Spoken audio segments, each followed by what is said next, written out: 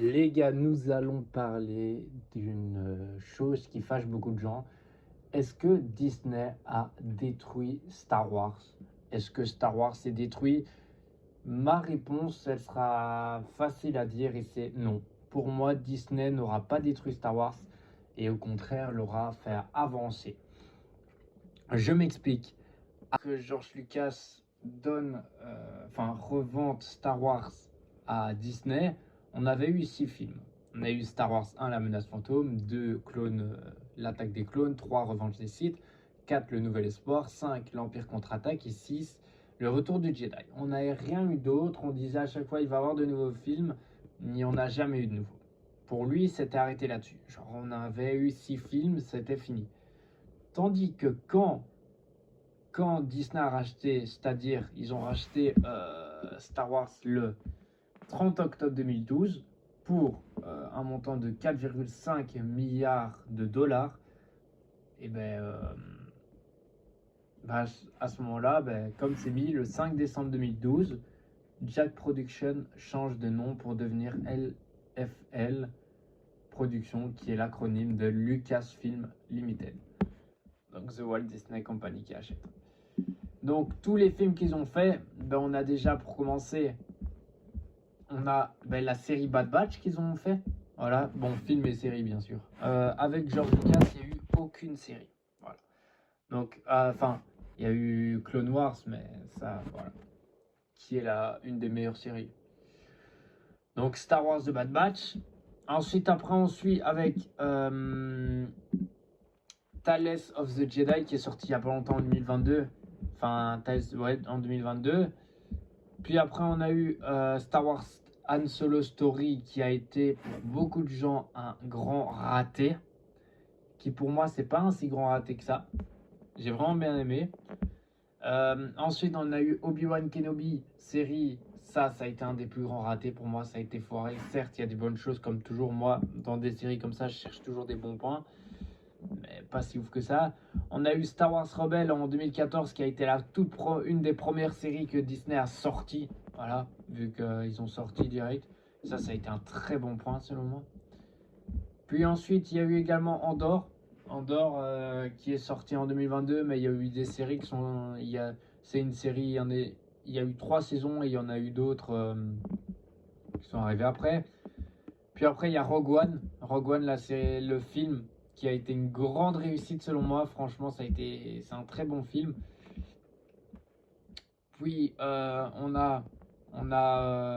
d'autre? On a aussi The Mandalorian qui a été une des plus grandes réussites jamais faites en termes de série de la part de Disney, parce que The Mandalorian, ça a été vraiment une série.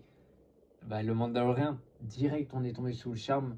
On le voit se modifier, on le voit comment il est au début et comment il est à la fin.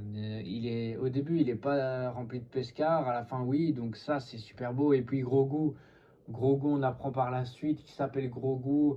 Quand il commence à essayer de devenir un Jedi avec Luke, et on voit à la fin, quand il devient. Attention, spoil, voilà, je préférerais dire. Quand il devient un vrai bon petit Jedi, certes, il n'a pas de sabre ni rien, mais comment il est, franchement, c'est une de mes tops.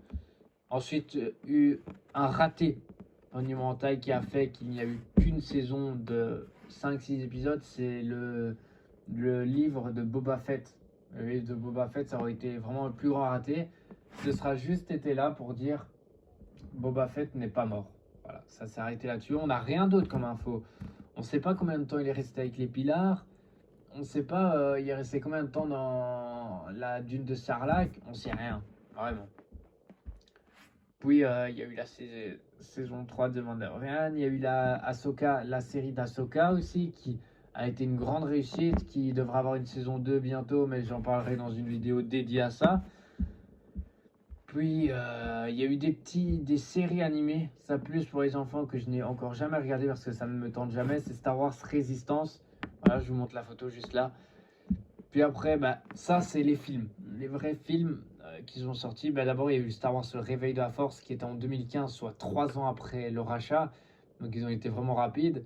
Qui pour moi n'était pas une si mauvaise présentation Disney en faisant ce film, parce que franchement c'était bien fait, sachant qu'il a pris un peu de Lucasfilm en mettant un peu à leur manière, du genre les Troopers, ils les ont changé un peu, mais ils ont gardé un peu la même déco. Enfin bref.